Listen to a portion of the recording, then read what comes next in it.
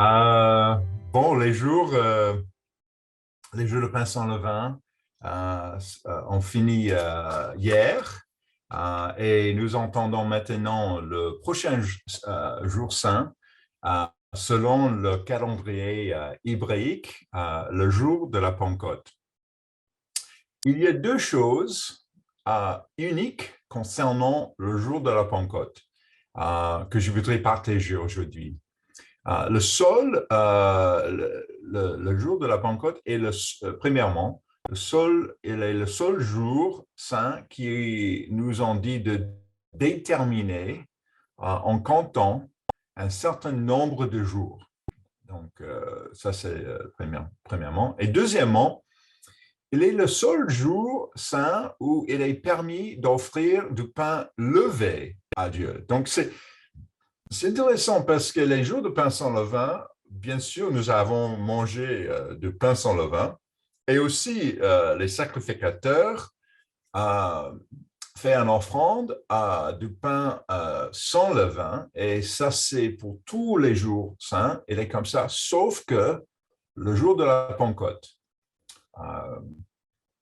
Tous les autres jours, saints sont déterminés en fonction d'une date fixée, comme le premier jour de premier mois ou le premier jour de septième mois ou le 15e jour de septième mois, etc. Sauf que le Pentecôte. Et aussi, les sacrificateurs sont interdits d'offrir des pains levés tous les autres jours saints, sauf que le jour de la Pentecôte. Donc, ce sont des deux caractéristiques uniques de ce jour de la Pentecôte que je souhaite aborder aujourd'hui dans ce sermon. Nous nous trouvons aujourd'hui au premier des 7 sabbats. Donc, nous sommes sur le premier sabbat après le compte jusqu'à la Pentecôte, ou le décompte jusqu'à la Pentecôte. En d'autres termes, nous sommes maintenant sur le 7e jour de compte à rebours de 50 jours avant la Pentecôte. Dans cette optique, nous allons examiner aujourd'hui 3 points concernant cette saison de l'année. Premièrement, comment le Pentecôte est-elle comptée? Deuxièmement, pourquoi le fait de compter jusqu'à la Pentecôte est-il si important? Parce que si on doit compter, pourquoi? Pourquoi elle est importante? Et troisièmement, comment cela est-il lié au fait qu'une exception est donnée pour le jour de la Pentecôte, permettant d'offrir du pain levé? Donc, ça, c'est nos 3 points pendant ce sermon. L'introduction a été plus courte que normal. Ça, c'est notre but pour aujourd'hui. Et j'espère que ça vous aide à comprendre mieux le temps maintenant qui commence entre les jours de pain sans levain et le jour de la Pentecôte. Donc, commençons maintenant par la façon dont nous savons la date où il faut célébrer le jour de la Pentecôte. En d'autres termes, comment comptez-nous ce 50 jours? Et pour ce sujet, j'ai quelques diapositives pour vous. Reportez-vous, s'il vous plaît, à Lévitique 23 et à partir de verset 5, en commençant notre discussion sur le début du calendrier des jours saints de Dieu. J'ai devant moi, et j'espère que devant vous, un graphique qui a été publié dans notre revue Bonne Nouvelle de mars et avril 2016, qui décrit les 3 jours et les 3 nuits où Jésus était dans le tombeau. Nous avons juste, bien sûr, regardé ces dates et peut-être vous avez pris le temps d'étudier les 3 jours et les 3 nuits pour votre préparation pour la Pâque, mais je crois que ce serait bien de commencer ici parce que nous allons juste de passer ces jours. Donc, si vous avez déjà tourné vers Lévitique 23, verset 5, on va lire ça ensemble. Lévitique 23, verset 5. OK.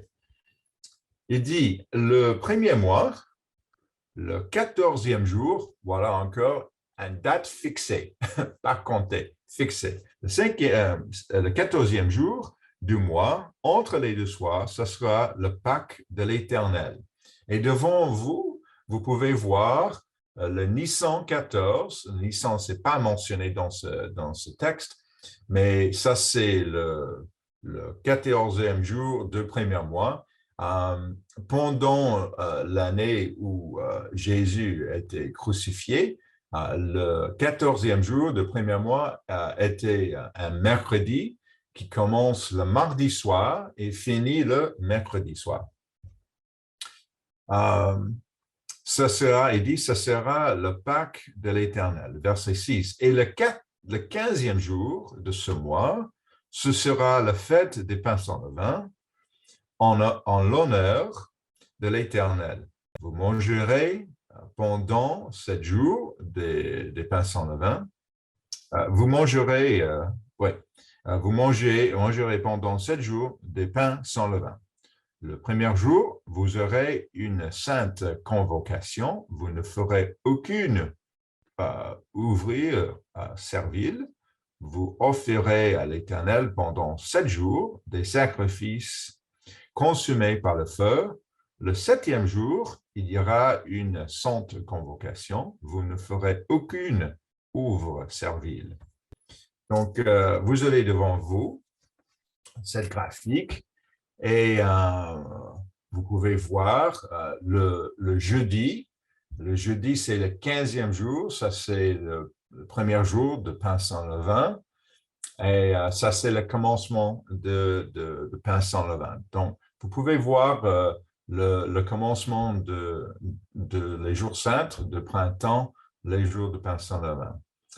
Continuons maintenant au verset 9 et discutons l'offrande de la gerbe agitée.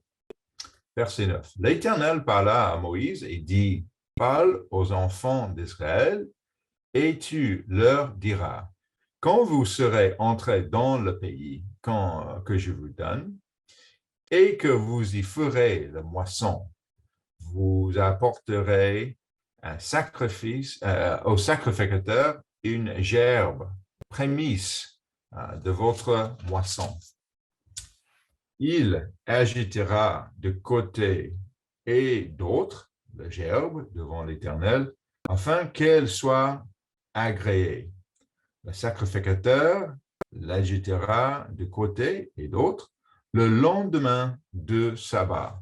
Le lendemain de sabbat, ça c'est le terme qui était le plus important. Attends, je vais juste regarder quelque chose, juste pour voir. OK.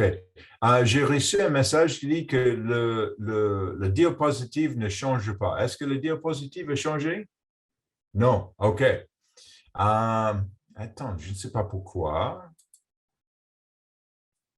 Attends, je vais voir. OK, il ne change pas. C'est juste le titre. Oui, ça c'est le titre, mais il ne change pas. Ah. Attends.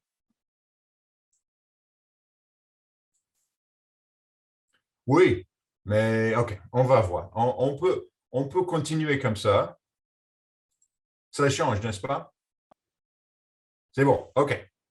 Ça, c'est le fameux graphique dont j'ai mentionné que vous pouvez voir maintenant. OK, voilà. Je vais reculer un petit peu. Vous pouvez voir le Nissan 14, le mardi soir. Vous pouvez voir le grand jour, le premier jour de pain sans levain, le jeudi, et bien sûr le reste de la semaine. OK. Pardon, merci. Merci pour mon signalier. Euh, je suis... Ah voilà, OK. Dans Lévitique 23 et verset 11, il fait référence de lendemain de sabbat. La référence au sabbat dans le verset 11 fait référence au sabbat pendant les jours de pain sans levain.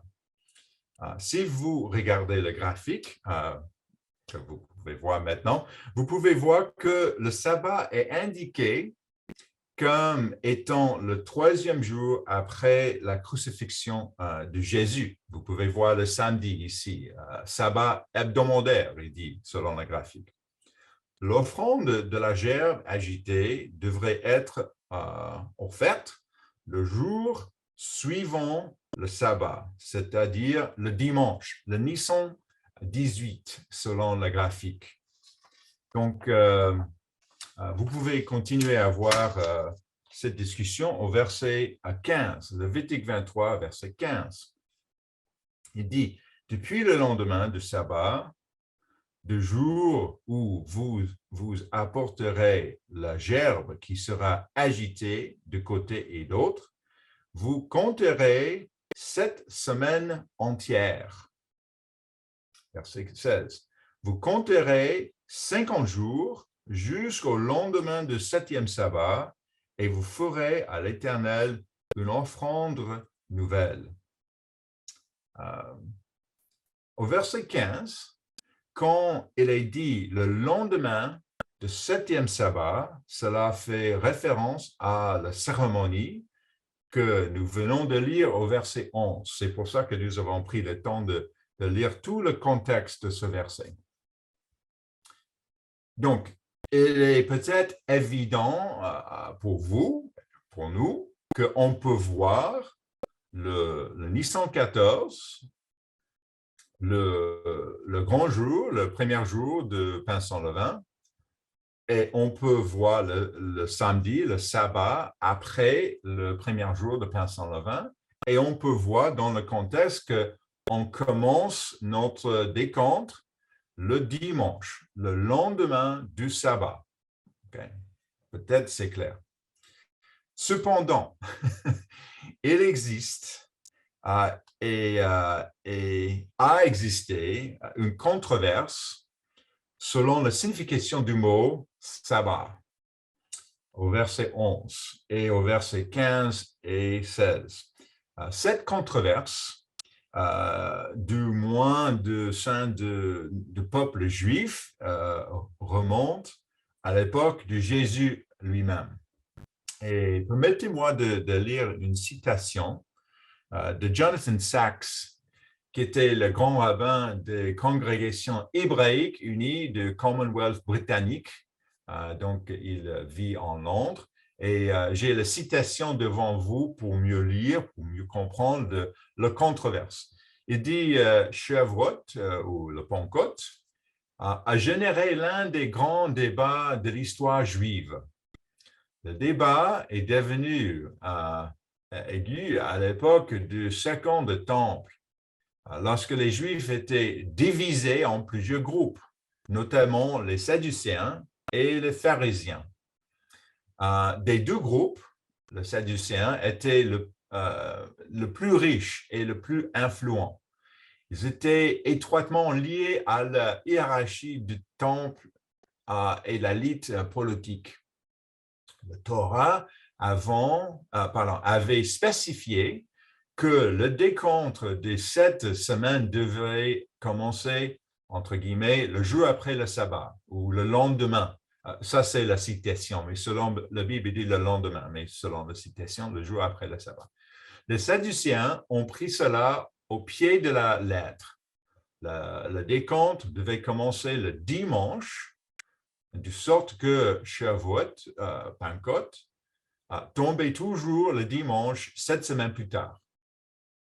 Les pharisiens ont invoqué la tradition et ont fait valoir que dans ce cas, sabbat, dans le contexte du verset 11, 15 et 16, signifiait fête.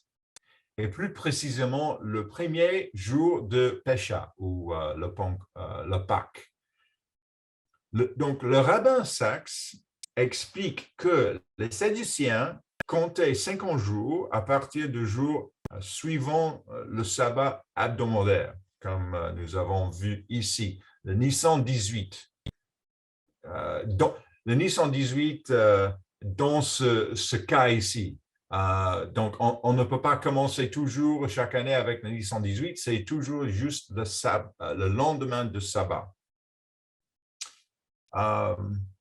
Et dans notre exemple, ce dimanche, c'est le Tavo, ici comme j'ai mentionné. En revanche, les pharisiens comptaient 50 jours à partir du lendemain du premier jour de pain sans levain, le Nissan de 16. Donc, pour les pharisiens, c'est toujours le compte commence le lendemain de Nissan 16. Toujours, toujours. Donc, aujourd'hui, la plupart des Juifs célèbrent le Pentecôte en suivant la tradition pharisienne et en comptant 50 jours à partir du lendemain du premier jour de pain sans levain. En comptant de cette manière, la plupart des Juifs célèbrent le Pentecôte le jour de calendrier hébraïque de Sivan. Sivan, c'est le nom de mois, le troisième mois de calendrier juif. C'est S-I-V-A-N, Sivan, le 6 de Sivan. En d'autres termes, le jour tombe toujours la même date, le 6 de Sivan, toujours, toujours. Comme tous les Pâques juives est toujours prise le 14 de Nissan ou le lendemain de 15 de Nissan. Parce qu'il tombe la même date, le jour de la Pentecôte pour les Juifs peut tomber n'importe quel jour de la semaine. Un mardi, un jeudi, un vendredi. Par exemple, en suivant le graphique ici, le 50e jour, à partir de jeudi ici, à partir de vendredi ici, le Nissan 16, pour cette année-là, le Pentecôte sera le vendredi, pas un dimanche, mais un vendredi. Regarde un exemple. J'ai fait un exemple. Je m'excuse parce que moi, j'ai écrit moi-même sur les calendriers, mais je crois que ça vous aide à comprendre la différence entre nous et les Juifs. Donc, regardons ensemble comment expliquer. L'année prochaine, 2023, le jour de la semaine de la Pâque tombera exactement comme l'année où Jésus a été crucifié. Sur cette base, nous voyons la différence entre le comptage des Juifs et le comptage de l'Église. Vous pouvez voir ici la soirée de la Pâque, le 4 avril 2023, et le 16 Nissan commence ce soirée le mardi et finit le mercredi. Et le jour de pain sans levain commence bien sûr le mercredi soir, et finit le jeudi soir. Ça, c'est le 15 de Nissan. Sur la couleur bleue, on peut voir le décompte selon nous, l'Église. Et sur la couleur rouge, selon les Juifs. Donc, les Juifs commencent leur décompte le 7 avril, le vendredi. Ça, c'est le premier jour que les décomptes vers le Pentecôte. Le deuxième jour, et pour eux, le troisième jour, le 9 avril. Mais pour nous, on compte avec le sabbat hebdomadaire. Donc, pour nous, le premier jour de décompte sera l'année prochaine sera le 9 avril. Donc, pour nous, on compte un jour, le premier jour ici. Donc, pour nous, 1, 2, 3. Et vous pouvez voir le fin d'avril, vous pouvez voir, le décompte sera le 22 jours et pour les Juifs, le 24. Et selon le mois de mai, si on continue le décompte, vous pouvez voir que le 26 mai sera le Pentecôte pour les Juifs, parce que ça, c'est le 50e jour après la fête annuelle, le premier jour de Pain sans levain. Mais pour nous, le 50e jour sera le 28 mai, parce que nous allons commencer notre décompte le jour après le sabbat hebdomadaire. Et remarquez que le 6 de Sivan sera le 26 mai, un vendredi. OK. Cette année, étant donné que le premier jour de Pain sans levain tombe un sabbat, le jour de la Pentecôte, pour les Juifs, tombera un dimanche, puisqu'ils commenceront à compter à partir du dimanche 17 avril. Donc, ça, c'est l'exemple pour cette année. Donc, nous sommes sur avril 2022. Et encore une fois, la couleur bleue, ça, c'est le décompte selon l'Église, et la couleur rouge, ça, c'est le décompte selon les Juifs. La soirée de la Pâque était le jeudi soir. Ça, c'est le commencement de 14 de Nissan. Le premier jour de Pain sans levain était le samedi. Ça, c'est le 15 de Nissan, commençant le vendredi soir et finit le samedi soir. Et le décompte commence le 17 avril pour nous et aussi pour les Juifs. Et nous, aujourd'hui, sur le 23 avril, nous sommes sur le 7e jour de décompte, le premier sabbat de 7 sabbats. Et si on continue jusqu'au mois de mai, vous pouvez voir que les nombres de jours sont les mêmes selon le calendrier juif et selon notre calendrier, ou le calendrier selon Dieu. Et vous pouvez voir que pour les Juifs et pour nous, le 5e jour sera le dimanche, le 5 juin. Et remarquez bien que le dimanche, le 5 juin, est aussi le 6 de Sivan, parce que le 6 de Sivan, selon le calendrier hébraïque, peut tomber un vendredi, un dimanche, un jeudi, il peut tomber chaque jour de la semaine. Donc, cette année-là, le 6 de Sivan tombe le dimanche. Donc, cette année, si vous avez les amis juifs, vous pouvez leur fêter une bonne jour de la Pentecôte le dimanche, le même jour que nous. Donc, ça, c'est la différence entre les deux. La plupart de commentaires bibliques concluent que les Sadducéens contrôlaient le culte au temple à l'époque de Jésus-Christ. Par conséquent, le jour de la Pentecôte était compté à partir du lendemain du sabbat hebdomadaire, et ça c'est pendant le temps de Jésus-Christ, et non partir du lendemain du premier jour de Pain sans levain à l'époque de la rédaction du Nouveau Testament. Cependant, après la destruction du temple de Jérusalem en 70 après Jésus-Christ, la classe dirigeante du Sadducéen a été renversée et le temple a été détruit. À la suite de cette destruction, les pratiques religieuses juives ont commencé à être contrôlées par les pharisiens, qui sont finalement devenus les rabbins que nous connaissons aujourd'hui. Parce que les pharisiens pensaient que la Pentecôte devait être comptée à partir de jours après le premier jour de Pain sans levain, les Juifs aujourd'hui comptaient à partir de 15 Nissan, vendredi dans notre exemple ici. Voilà, vendredi dans notre exemple ici en 2023. Et arrive toujours au jour hébreu de 6 Sivan dans cet exemple pour l'année prochaine. C'est le 26 mai. L'Église de Dieu unie ne suit pas cette pratique pharisaique. de célébrer la Pentecôte le 6 de Sivan.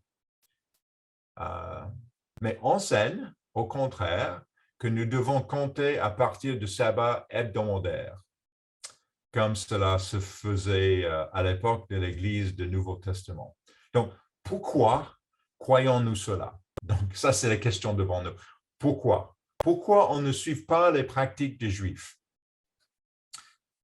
Et maintenant, je vais partager 3 points pourquoi on suit ce pratique.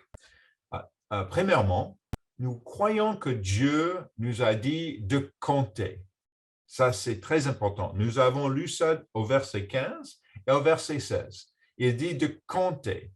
Comme il est dit dans Lévitique 23, verset 15, d'avoir une date fixe, ça sera une autre chose. Si Dieu avait voulu que le jour de la Pentecôte soit à une date précise, alors il nous aurait simplement dit de célébrer le 6e jour du 3e mois de l'année.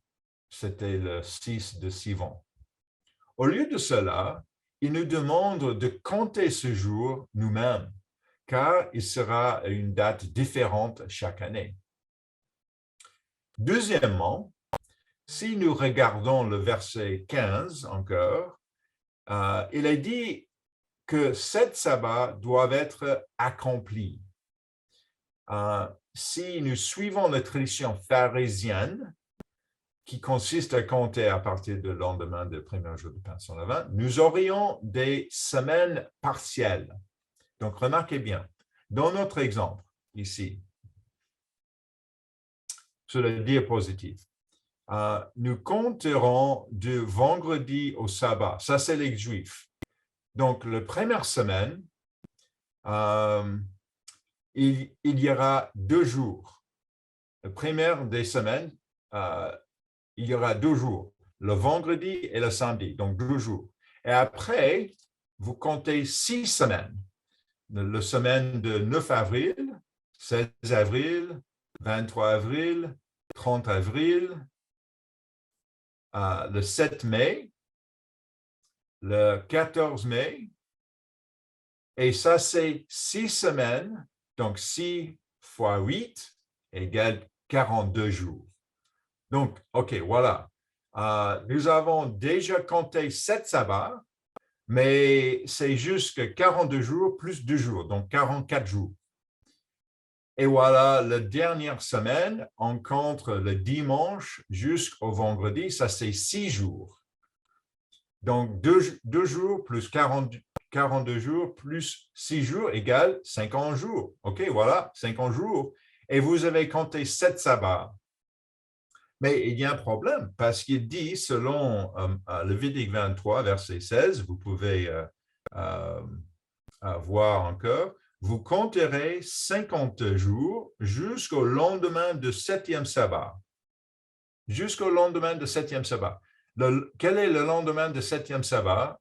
Selon notre exemple, le lendemain du 7e sabbat, c'est le 21 mai, le dimanche. Mais ça, ce n'est pas 50 jours. Mais ça, c'est le lendemain du 7e sabbat. Donc, le concept des semaines partielles ne marche plus dans notre compréhension. Et troisièmement, il n'y a aucune raison de croire que le mot sabbat, dans les versets 11, 15 et 16, signifie autre chose que le sabbat hebdomadaire. C'est le même mot en Lévitique 11, 15 et 16 qui sont utilisés dans verset 3. Vous pouvez regarder verset 3, Lévitique 23.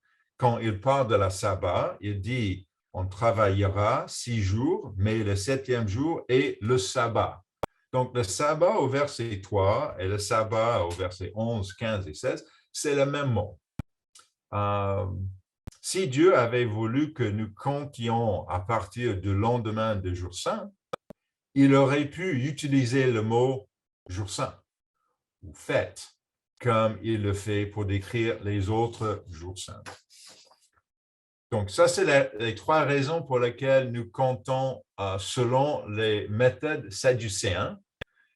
Et aussi, pour nous, de regarder ou de garder le même jour que même Jésus, dans ce sens regarder, ça aussi important. J'ai une autre citation devant vous. Ça, c'est un article que j'ai traduit de le New Bible Dictionary en anglais sur le Pentecôte, et on peut lire ensemble. Il dit, les Sadduciens ont célébré la Pentecôte le 5e jour, calcul inclusif, ça veut dire qu'on commençait avec un jour le dimanche, et on ne commençait par le premier jour le premier jour de la semaine, le deuxième jour de la semaine. Il dit à partir du premier dimanche après le Pâques, en prenant le sabbat de Lévitique 23, verset 15, pour le sabbat hebdomadaire. Leur calcul a réglementé l'observance publique tant que le temple était en vigueur. Et l'Église est donc justifiée de commémorer le premier Pentecôte chrétienne un dimanche. Donc, c'est pour ça que dans l'Église, on célébrait le dimanche comme les chrétiens traditionnels. Mais la différence avec nous et les chrétiens traditionnels, c'est que le commencement des comptes n'est pas le sabbat hebdomadaire pendant les jours de pain sans levain. Pour eux, ils commencent avec la première lune après l'équinoxe de printemps, etc., etc. C'était compliqué pour les catholiques parce que les catholiques ont choisi un commencement des comptes différent. Mais pour les catholiques, pour les protestants, pour les chrétiens traditionnels, ils commémorent le jour de la Pentecôte de dimanche. OK. Alors, pour cette année, nous avons célébré le premier jour de Pain sans levain, le 16 avril, encore une fois, qui était un sabbat. Selon cette méthode, nous commencerons à compter le Pentecôte à partir du dimanche de 17 avril et finirons le décompte le dimanche le 4 juin. Et vous pouvez voir ça, le 4 juin, 50 jours plus tard. Donc, nous sommes au 7e jour de ce décompte à rebours pour les jours de pain sans levain. Vous pouvez voir pour le jour de la Pentecôte. Vous pouvez voir le 23 avril, ça c'est le 7e jour. OK, ça prend du temps, mais j'espère que ça aide pour mieux comprendre la méthode que nous utilisons. Voyons maintenant pourquoi le fait de compter est important. Comme je l'ai dit, Dieu aurait pu simplement donner une date pour la Pentecôte comme il a fait pour la fête des trompettes, par exemple, qui commence le premier jour du 7e mois. Au lieu de cela, il nous a dit de compter jusqu'à ce jour. Pourquoi? Ça, c'est notre deuxième point. Pourquoi comptez-nous? Et j'ai 3 points devant nous. Le livre de Lévitique ne nous dit pas exactement pourquoi nous comptons. On ne peut pas trouver les 3 raisons dans la Bible, mais nous pouvons constater certains principes bibliques. Et ça, c'est les choses devant nous, les principes bibliques. La première raison pour laquelle Dieu nous demande de compter peut être pour faire preuve d'anticipation. Nous comptons souvent en prévision des événements futurs importants dans notre vie. Un exemple personnel.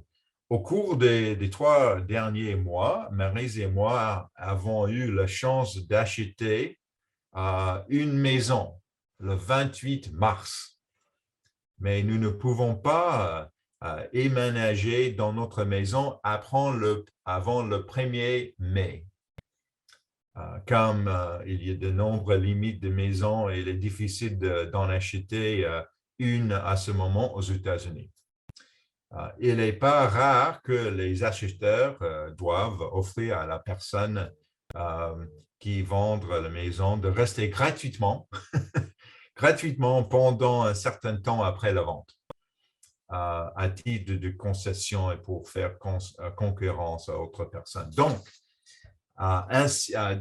depuis 26 jours, nous entendons et nous entendrons encore 7 jours pour nous. 7 jours et quelques avant de pouvoir éménager dans notre maison. Nous avons patiemment compté les 35 jours entre le moment où nous sommes devenus propriétaires de la maison et le jour où nous pouvons enfin éménager. Nous avons pas mal d'anticipation. Ainsi, dans Actes, chapitre 1, verset 4, vous pouvez juste noter, dans Actes, chapitre 1 et verset 4, le Christ dit aux personnes rassemblées à Jérusalem de ne pas quitter la ville, mais d'attendre la promesse de Père. Donc, il dit que attendez ici et j'ai une promesse pour vous, c'est-à-dire le don du Saint-Esprit. Bien que nous ayons été appelés et que nous ayons accès à Dieu par son esprit, nous entendons aussi avec anticipation le jour où toute l'humanité aura accès à la connaissance de la vérité. L'un des grands éléments de notre foi chrétienne est l'espérance. L'espérance. Nous pouvons regarder autour de nous aujourd'hui et si nous passons franchement trop de temps à écouter les nouvelles ou à évaluer les décisions prises par nos dirigeants nationaux, nous pouvons commencer à nous sentir désespérés.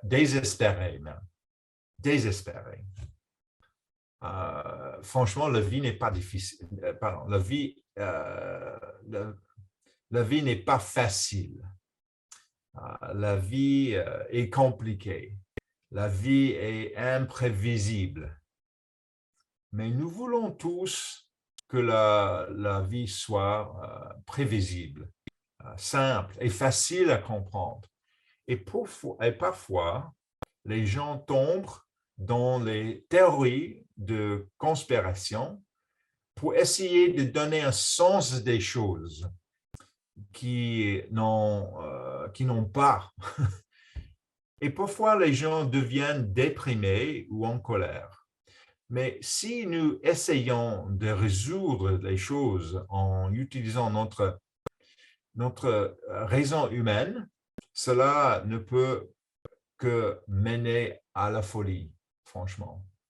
Lorsque nous commençons à compter les jours jusqu'à la Pentecôte et que nous vivons cette anticipation, nous nous connectons à un objectif plus élevé et un sens plus grand. Et cela devrait nous aider à mettre les choses en perspective. Et j'espère à être moins stressés. Nous nous préparons pour le royaume de Dieu. Les premiers disciples comptaient les jours jusqu'au grand événement que Jésus avait annoncé. En tant que disciples, au temps de la fin, nous comptons les jours où tous nos amis et voisins connaîtront la vérité, dans le sens que d'avoir l'Esprit Saint. Bien sûr, nous avons la fête de Tabernacle, nous avons le 8e jour qui vraiment a cette signification. Mais ça, c'est une des raisons pour les comptes. C'est anticipation pour nous, pour célébrer cet événement et aussi pour le fait que tout le monde dans l'avenir peut avoir l'Esprit Saint. Une deuxième raison pour laquelle Dieu nous demande de compter à rebours et peut être pour nous inciter à réfléchir à nos voies. Donc, reportez-vous s'il vous plaît à le psaume 90, le psaume 90 et verset 11.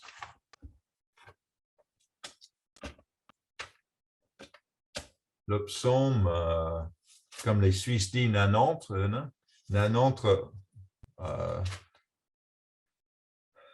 et verset 12.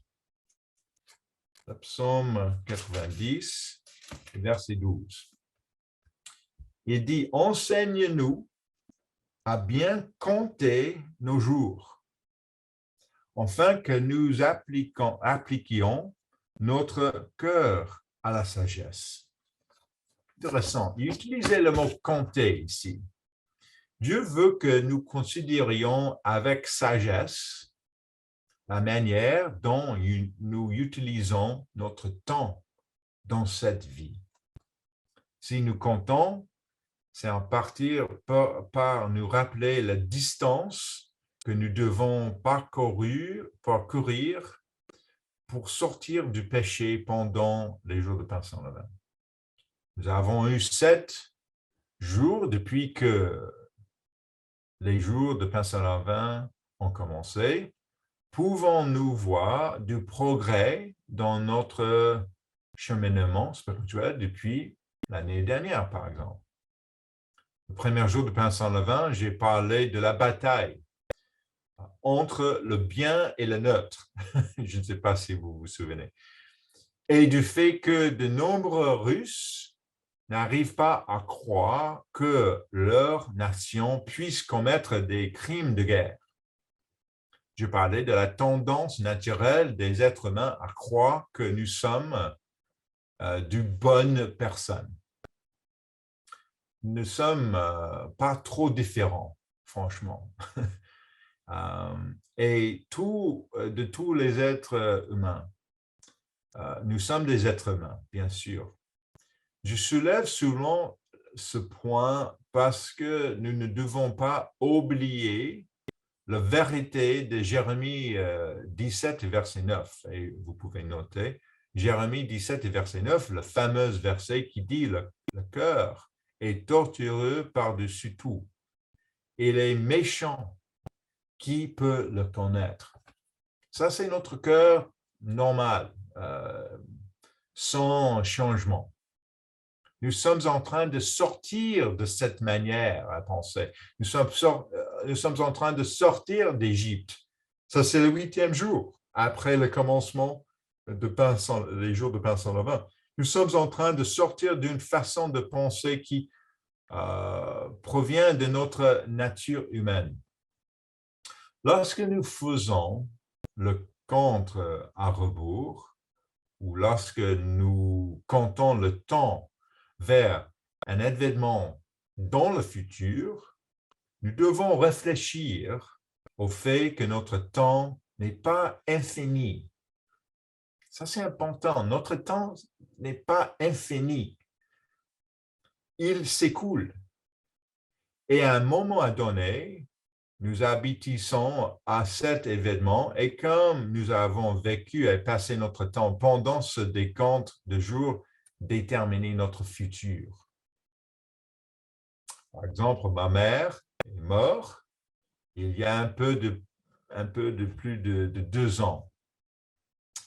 Et je réfléchis souvent aux jours qui sont écoulés depuis sa mort. Comme ma vie a changé, je pense comment ma vie a changé et comment la vie de ma famille a changé depuis lors. Et comment nous voulons vivre pour les années, et il nous reste jusqu'à notre mort et jusqu'au retour de Jésus-Christ. Donc, ça c'est réfléchir à nos voies. Pendant cette période entre les jours de pain sans levain et la Pentecôte, nous devrions réfléchir à la façon dont notre vie a changé parce que nous avons accepté le sacrifice de Jésus-Christ lors de la Pâque et comment le Saint-Esprit dont il est question lors de la Pentecôte doit changer également, doit changer notre façon de penser et de vivre. Donc, deuxièmement, réfléchir à nos vies, à nos voies. Et troisièmement, gérer nos ressources. Une troisième raison pour laquelle Dieu nous demande peut être de changer de compte, peut être de compter, et pour apprendre à gérer nos ressources.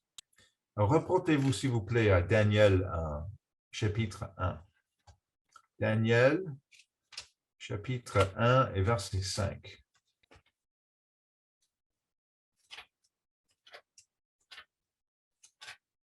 Daniel, chapitre 1 et verset 5. Il dit ici, le roi leur assigna pour chaque jour une portion des mis de sa table et du vin dont il buvait. Voulait les élever pendant 3 années, au but desquelles il sera au service du roi. Le mot ici, assigna, est le même mot pour nombre ou compter que nous lisons dans le psaume 90 et verset 12.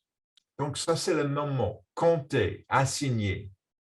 Lorsque nous assignons, nous prenons le contrôle de quelque chose. Lorsque nous assignons, nous les désignons dans un but précis. Nous contrôlons notre argent, nous contrôlons notre temps, nous pouvons même contrôler nos pensées afin d'avoir toutes les ressources nécessaires pour atteindre notre but ultime. Dans le cas de Daniel, ici, des personnes ont géré son éducation pour assurer qu'il réussir dans le temps dont il déposait. Nous avons écouté le message de M. Solozan sur la réussite. Je prie pour que chacun d'entre nous gère également notre temps et nos ressources dans le temps qu'il nous reste. Parce que le temps, ce n'est pas infini pour nous d'être prêts. Nous avons reçu certains talents, comme expliqué la parabole de Jésus. Nous n'avons qu'un temps limité pour utiliser ces talents afin d'en acquérir d'autres. Nous devons faire preuve de discipline et contrôler la façon dont nous dépensons les jours qui nous restent. Donc, ça, c'est 3 raisons. Peut-être il y a d'autres, peut-être on peut avoir une discussion après l'Assemblée. Enfin, je voudrais discuter du fait qu'une exception est donnée pour les jours de la Pentecôte, permettant au sacrificateur d'offrir du pain levé pendant le jour de la Pentecôte. Parce que ça, c'est important dans notre discussion de compter et pourquoi nous comptons. Pour cela, nous devons d'abord étudier le lien entre le levain et le péché. Peut-être c'est une petite révision, mais je crois que c'est important quand même pour notre base de discussion. Donc, reportez s'il vous plaît à Lévitique 2 et verset 11. Et on peut lire cette commande que Dieu donne à les sacrificateurs concernant les pains sans levain. Lévitique chapitre 2 et verset 11. Et ça, c'est peut-être, on ne parle pas beaucoup de ça, mais il est intéressant qu'il dit au verset 11, Lévitique 2, verset 11, il dit « Aucune des offrandes que vous présenterez à l'Éternel ne sera faite avec de levain. » Intéressant, hein? Chaque fois. Mais il y a une seule exception, le jour de la Pentecôte. Car vous ne brûlerez rien qui contienne du levain ou du miel parmi les offrandes consumées par le feu devant l'Éternel. Dieu clairement indiqué à une exception, près qu'un sacrifice ne pouvait contenir de levain. L'Ancien Testament ne mentionne pas le levain comme un péché en soi. Okay? Il ne mentionne pas un péché en soi. Mais il y a un lien entre le levain de l'Égypte, qu'on peut voir. La vie en Égypte n'était pas alignée aux lois de Dieu, et bien des niveaux, mais aussi parce que c'était une vie d'esclavage. Donc, voyez cette référence biblique dans l'Exode 13 et verset 3. Regardez Exode 13 et verset 3. Parce qu'il fait une distinction entre les deux modes de vie ici. Il dit, Moïse dit au peuple, « Souvenez-vous de ce jour où vous êtes sortis d'Égypte, de la maison de servitude, car c'est par sa main puissante que l'Éternel vous en a fait sortir. On ne mangera point de pain levé. » C'est intéressant. Il fait un contraste entre la vie en Égypte et la jouissance de ça et le fait qu'il ne mange pas de pain levé pendant les 7 jours de pain sans levain. Donc, le pain levé représentait le mode de vie en Égypte et le pain sans levain représentait un nouveau mode de vie, notre réponse à la grâce que Dieu nous a donnée. Donc, regardez maintenant le Nouveau Testament, 1 Corinthiens 5 et versets 1 à 8. 1 Corinthiens 5, versets 1 à 8.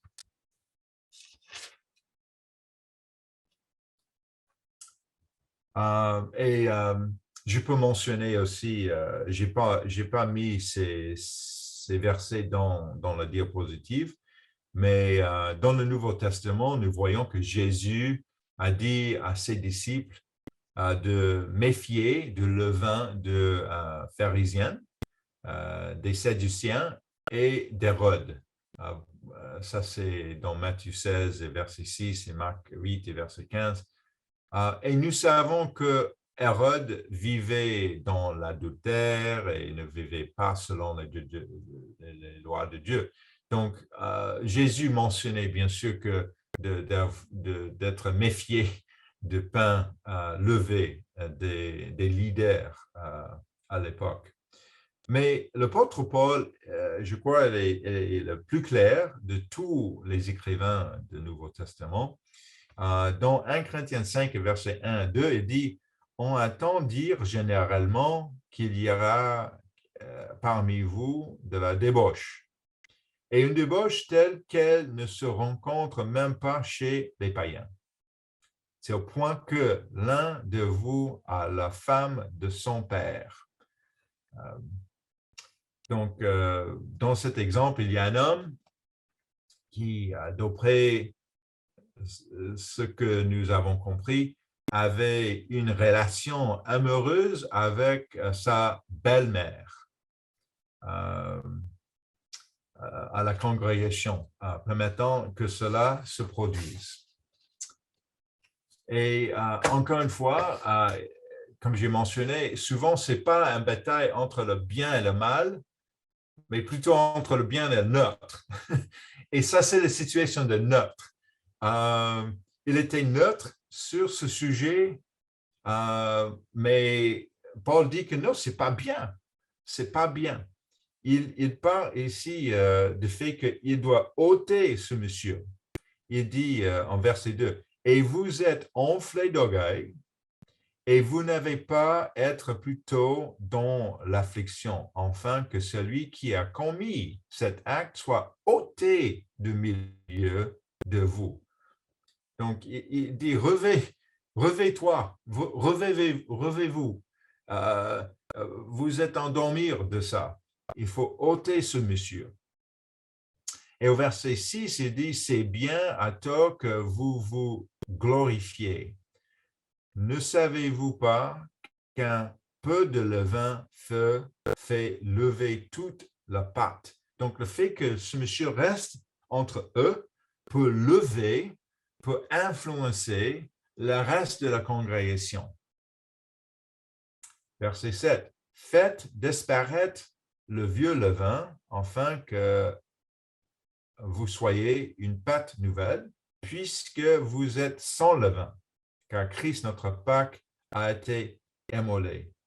Célébrez donc la fête, non avec le vieux levain, non avec le levain de malice et de méchanceté, mais avec le pain sans levain de la pureté et la vérité. Vous savez bien les versets, mais ça, c'est les versets qui vraiment expliquaient qu'il y a un lien entre le péché de ce monsieur qui doit être ôté de la congrégation et le levain qui est une sorte de péché qui influence toute la pâte et nous sommes le pain sans levain, nous devons garder le fait, pas avec le vieux levain, mais avec le pain sans levain de sincérité ou la pureté, il dit, et la vérité. Donc, ça, c'est le lien entre le péché et le levain. Mais maintenant, reportez-vous à Lévitique 23 et verset 17. Lévitique 23 et verset 17. Parce que nous avons déjà lu à partir de verset 5 jusqu'au verset 16. Mais le verset 17 est important parce que le verset 7 dit quelque chose peut-être étonnant. Il dit, Lévitique 23, verset 17, « Vous apporterez de vos demeures deux pains, pour qu'ils soient agités de côté et d'autre. Ils seront faits avec 2 dîmes de fleurs de farine et cuits avec 2 levains. » Ah, qu'est-ce qui se passe? Je crois que nous avons lu le fait qu'il ne peut pas offrir de pain avec le vin devant l'autel, mais il dit explicitement cuit avec du levain. Ce sont les prémices à l'Éternel. C'est nous, les prémices. Ça, c'est la signification le jour de la Pentecôte. Nous avons quand même de levain en nous. Ça, c'est notre nature. Ça, c'est notre nature. Dieu comprend notre nature. Et dans sa miséricorde, il nous permet de nous présenter devant son trône et devant son siège de miséricorde. Il nous aime inconditionnellement. Ce n'est pas notre amour pour Dieu qui compte, mais l'amour de Dieu pour nous. Mais il est bien sûr important pour nous d'aimer Dieu, on suit ses commandements, mais le plus important, c'est l'amour de Dieu pour nous, parce que ça, c'est constant. Notre amour, il est les hauts et les bas. Il y a des choses, il y a des jours qu'on suit les lois de Dieu, les autres jours que nous avons tenté de faire d'autres choses, et même peut-être on fait des péchés. C'est important, car je pense que cela peut nous aider à réfléchir à un niveau plus élevé sur la fidélité et l'obéissance. Quand on réalisait que nous sommes les pains levés devant l'autel, devant Dieu, Nous essayons de faire des choses bien, de suivre les lois, obéir les commandements, et ça, c'est bien. Mais il est dans la grâce de Dieu et avec la grâce de Dieu que nous pouvons la chance d'être devant lui. Souvent, je nous entends parler du respect de la loi et de l'obéissance. Nous parlons de ce qu'il faut faire et ne pas faire et de rester dans les limites. Et même, j'en ai discuté moi-même.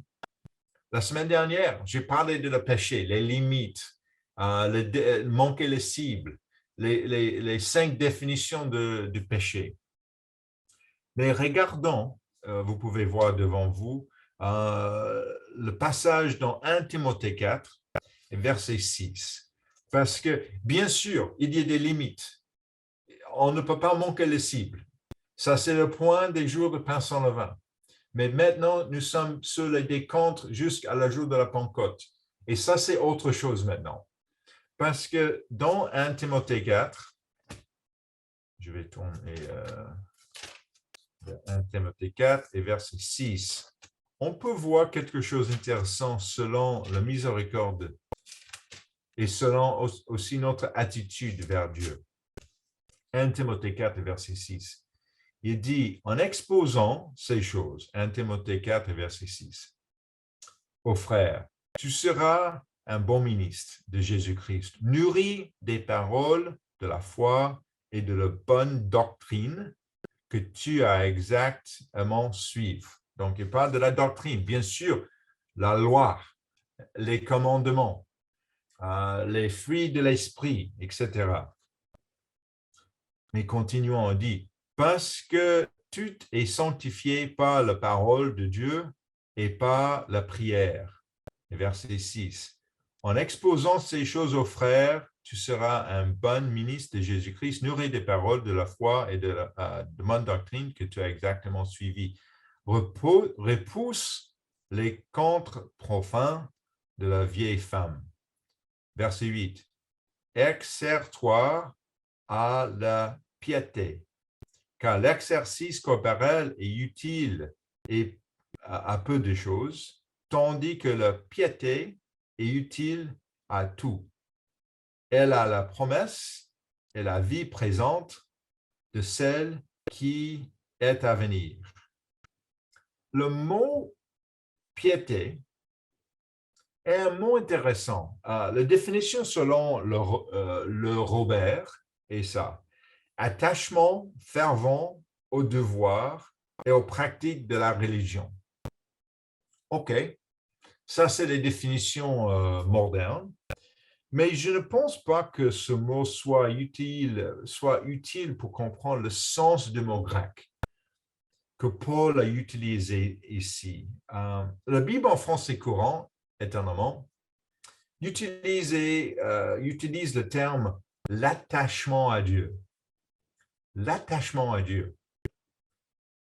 Ce qui rend cela bien plus clair, je trouve. Exerce-toi à vivre dans l'attachement à Dieu. Donc, ce n'est pas un attachement à une religion.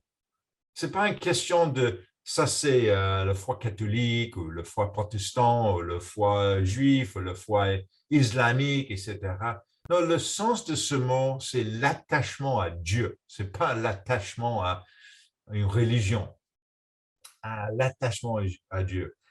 L'exercice physique sont utiles, mais à peu de choses. L'attachement à Dieu, au contraire, est utile à tout, car il nous assure la vie présente et nous promet la vie future. Ça, c'est le sens de le passage.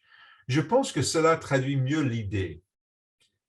Tout dans notre façon de penser doit viser à être attaché à Dieu. Il est dit au verset 8 que l'attachement à Dieu est utile à tout. Cela a-t-il un rapport avec l'obéissance aux lois? Bien sûr, certainement. Nous plaisons Dieu en obéissant à ses commandements. Je pense qu'il est important de considérer en première en premier l'attachement à Dieu. Lorsque nous étudions la Bible, tout est orienté vers Dieu. Il s'agit de regarder vers Dieu. Lorsque nous prions, tout est tourné vers Dieu. Et si nous faisons cela tous les jours, alors notre vie devient orientée vers Dieu. Avec cette attitude, finalement, notre obéissance n'est pas liée uniquement aux lois, mais simplement parce que nous voulons être comme Dieu. Et ça, c'est souvent le problème avec les protestants. Ils disent que oh, j'ai l'attachement à Dieu, j'aime Dieu, Dieu était formidable et magnifique, etc. Et ils oublient la loi de Dieu. Non, il faut garder la loi, bien sûr, mais les choses devant nous, c'est l'amour que Dieu a pour nous comme le pain levé devant l'autel. Nous sommes les deux pains levés devant l'autel pendant le Pentecôte. Et quand nous imaginons qu'avec toute notre force, ce n'est pas possible de garder la loi parfaitement. Il faut avoir le Saint-Esprit. Il faut avoir la grâce de Dieu. Il faut avoir la miséricorde de Dieu. Notre marche avec Dieu, même comme M. Labrie a mentionné hier, c'est de continuer sur cette échelle et de continuer notre marche avec la miséricorde de Dieu. Pour nous, notre but, c'est simplement de devenir dans l'image de Dieu. Nous voulons être à l'image de Jésus-Christ. Nous devons des personnes qui tiennent compte des commandements, mais surtout qui se tiennent en présence de Dieu, jour après jour. Et étant en présence de Dieu, nous ne voulons pas l'offenser. Pourquoi offenserait-nous celui qui nous aime, qui nous aimons, pardon? Pourquoi nous comporterions-nous mal envers celui qui prend soin de nous? En ce sens, il s'agit davantage de revêtir Jésus-Christ et moins de chasser le levain. Le levain est là, comme les deux pains offerts le jour de la Pentecôte, mais la grâce de Dieu accepte notre condition présente et nous justifie. Dans ce sens, le compte à rebours vers la Pentecôte devient une question de devenir comme Dieu. J'ai hâte de devenir comme Dieu. Je veux explorer l'univers. Je veux explorer les profondeurs de l'océan. Je veux comprendre la nature de la maladie et de la dégradation de ce corps. Je veux voir les morts revenir à la vie. Je veux penser au passage du temps de façon différente. De devenir plus en plus comme Dieu, le niveau de notre esprit change complètement. Et ça, c'est le sens de recevoir le Saint-Esprit. Tout cela est possible à mesure que je développe des habitudes et des façons de penser qui me rapprochent de Dieu. Et ça, c'est possible avec son Esprit Saint. Et ça, c'est le point de ces jours de décompte à la Pentecôte, l'anticipation, de compter nos jours pour apprendre la sagesse, etc. Je suis ce pain levé offert devant Dieu. Je suis cette exception qu'il permet parce que je suis sur le chemin qui mène à Dieu. Je veux faire partir de ce grand royaume. J'espère que vous le voulez aussi. Voilà, ça c'est quelque chose à considérer. Ce septième jour de décompte à le 50e jour de décompte. Aujourd'hui, nous avons discuté comment le Pentecôte est-elle compté pourquoi le fait de compter jusqu'à la Pentecôte est-il si important et comment cela est lié au fait qu'une exception est donnée pour le jour de pain de la Pentecôte, permettant d'offrir du pain levé. J'espère que ça vous aide. J'espère que nous comprenons mieux ces points et que je vous souhaite un merveilleux jour 8, jour 8 à 14 de décompte pendant cette semaine. Et je vais vous voir, j'espère, la semaine prochaine. Bon sabbat.